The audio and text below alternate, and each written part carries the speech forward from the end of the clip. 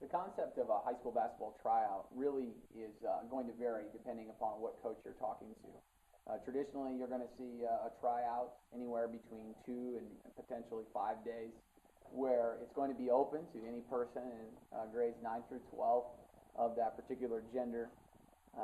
Each coach designs their tryout process a little bit differently. I've heard of coaches doing, tests or quizzes about vocabulary, about the game of basketball, and obviously there's an on-court performance part of it. Some coaches also do, at this particular point in time, look at academics as well and try to factor in all these categories. I don't know any coach today that runs a high school basketball tryout that looks at 1 or 2 factors, but I definitely think the consensus is that a variety of factors are being evaluated by not just the head coach, but all the coaching staff as a collective group. I think that's a very important part of it.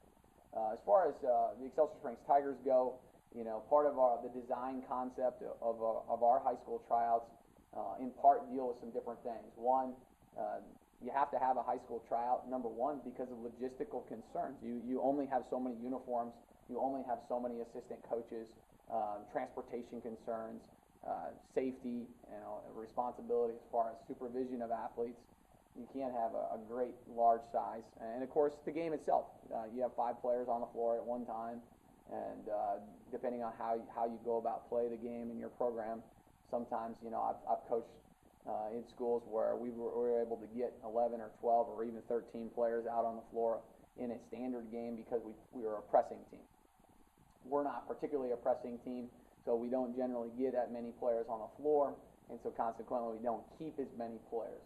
There really isn't a magic number necessarily for coaches when it comes to tryouts, how many kids they want on a varsity team, a junior varsity team, a C team, or a 9th grade team. Like I said, oftentimes that number is dictated by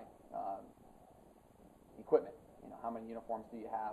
How many bus seats do you have? And how much supervision do you have through your assistant coaches? So that's how we go about figuring out as far as the numbers of players. And, we, of course, don't know how many kids are going to try out. At our high school, we'll have anywhere between, I think, probably 35 and some more upwards. We've had almost 45 or 50 in previous years. And that's an interesting couple of days, to say the least, to keep that organized. We have players, turning in physical forms required, concussion forms, handbooks. I mean, there's all kinds of paperwork associated with it before you can even be cleared to try out.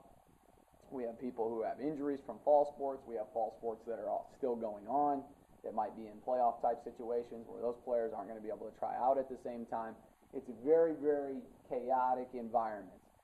It can be really intimidating for new coaches and certainly new players that are at the 9th grade level, or players who are just trying out for the first time who are not at the 9th grade level.